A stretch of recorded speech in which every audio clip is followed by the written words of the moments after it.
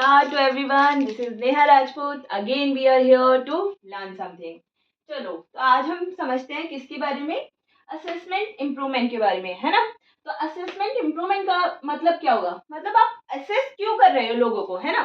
मतलब बच्चों को आप असेस क्यों कर रहे हो, ताकि आप उनकी कमी को पहचान सको और उसे इम्प्रूव कर सको। यही तो मकसद होगा। ये थोड़ी है कि भाई बस असेस कर लिया, वो फेल है या फिर उसे कोई चीज़ नहीं आती तो वो ऐसे रहे। हमारा मेन मकसद क्या है, मेन मोटिव है बच्चे की गलतियों को पहचानना और उसे इम्प्रूव करना कि वो दोबारा उसे ना करे। तो पहले आ जाएगा डायग्नोस्टिक असेसमेंट और फिर डायग्नोज करेंगे। डायग्नोज मतलब उसकी कहाँ पर कौन सी कमियां हो रही हैं वो पहचानना, निदानात्मक परीक्षण कहा जाता है इसे, ठीक है। इसके ये किससे रिलेटेड है, सबसे ज्यादा बच्चे हैं ना ये कंफ्यूज होते हैं। डायग्नोस्टिक और रेमेडियल टीचिंग क्या है। रेमेडियल में आप कोई असेस नहीं करोगे, रेमेडी में आप सुधारोगे, रेमेडी करोगे। फॉर एग्जाम्पल किसी को बुखार हो रहा है ना, तो आप कोई भी दवाई नहीं दे सकते। मतलब ऐसे रैंडमली आपने कोई भी दवाई दे दी, हो से बुखार है। तो डायग्नोस्टिक हमें हेल्प करता है कि आपको कौन सी बीमारी है, मतलब कहाँ क्या प्रॉब्लम है ना। और रेमेडियल टीचिंग आपको किस कैसी बीमारी, मतलब जो बीमारी है उसके अकॉर्डिंग आपको मेडिसिन दी जानी चाहिए। समझ में आई मेरी बात। अब देखिए डायग्नोस्टिक असेसमेंट, इसे हिंदी में निदानात्मक परीक्षण बोलते हैं। दूसरा आता है रेमेडियल टीचिंग, इसे हिंदी में उपचारात्मक शिक्षण बोलते हैं, ठीक है।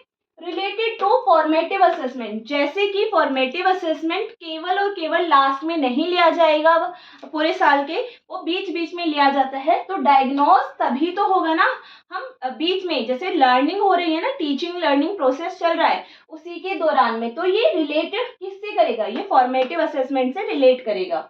दूसरा आ जाएगा फाइंड गैप, ये गैप को फाइंड करेगा। कैसा गैप, मेरे और आपके बीच वाला गैप नहीं, ये दूसरे वाला गैप है। ये गैप आ जाएगा सीखने सिखाने में कहाँ प्रॉब्लम आ रही है ये पता लगाना। मतलब टीचर सिखा भी रहे हैं, बच्चे सीख भी रहे हैं, पर फिर भी गलतियां हो रही है, तो वो कौन सी गलतियां हैं, ये वो गैप फाइंड आउट करेगा कौन सा, डायग्नोस्टिक असेसमेंट। कब फाइंड करेगा, टीचिंग लर्निंग गैप, है ना, यही हमने पढ़ा है हिंदी और इंग्लिश में। ये कमी को पहचानेगा। मेन क्या है डायग्नोस्टिक में, ये आ जाएगा कमी पहचानना कि क्या कमी टीचिंग में रह गई या फिर क्या कमी बच्चे को और क्या चीज हम किस तरीके से हम सिखा सकते हैं, है ना। कमी पहचान रहे हैं, कहाँ प्रॉब्लम आ रही है, बच्चा कहाँ पर नहीं सीख पा रहा। अब जब हमने ये कर लिया, इसके बाद हम इसकी रेमेडी करेंगे, उपचार करेंगे, है ना, सही करेंगे। हमें बीमारी पता चल गई, अब उसको हम मेडिसिन दे रहे हैं तो उपचार कर रहे हैं। तो एज पर नीड, जो भी नीड होगी, जैसे कि अगर बच्चे को कैलकुलेशन नहीं आ पा रही है ना, तो हम उसके अकॉर्डिंग उसे उसके अलग अलग मेथड यूज करेंगे हम। समझ में आया। और अगर साइंस में कोई प्रॉब्लम आ रही है, मतलब सीखने में जहां कमी आ रही है उसके अकॉर्डिंग हम मेथड यूज करेंगे। कमी जो पहचानी थी उसको सुधारना, जो भी कमी हमने पहचानी है कि इस सब्जेक्ट में ये आ रही है या फिर कुछ लर्न नहीं कर पा रहा है या फिर खुद से क्वेश्चन को वर्ड प्रॉब्लम को नहीं समझ पा रहा है बच्चा, तो वो कमी पहचानेंगे और उसे सुधारेंगे।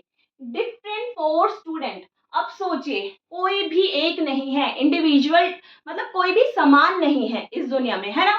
हर दूसरा पर्सन अलग है, तो इंडिविजुअल डिफरेंसेस यहाँ आते हैं। इसीलिए जो भी रेमेडी होगी as per the student need होगी और स्टूडेंट अलग अलग स्टूडेंट के अकॉर्डिंग होगी। फॉर एग्जांपल किसी को लेक्चर मेथड समझ में आ जाता है इजीली, किसी को नहीं आता, उसे प्रैक्टिकल मेथड समझ में आता है, उसे एक्सपीरियंस करके किसी को समझ में आता है, किसी को ट्रायल एंड एरर करके समझ में आता है। तो सबके अपने अपने तरीके जो होते हैं वो अलग अलग होते हैं।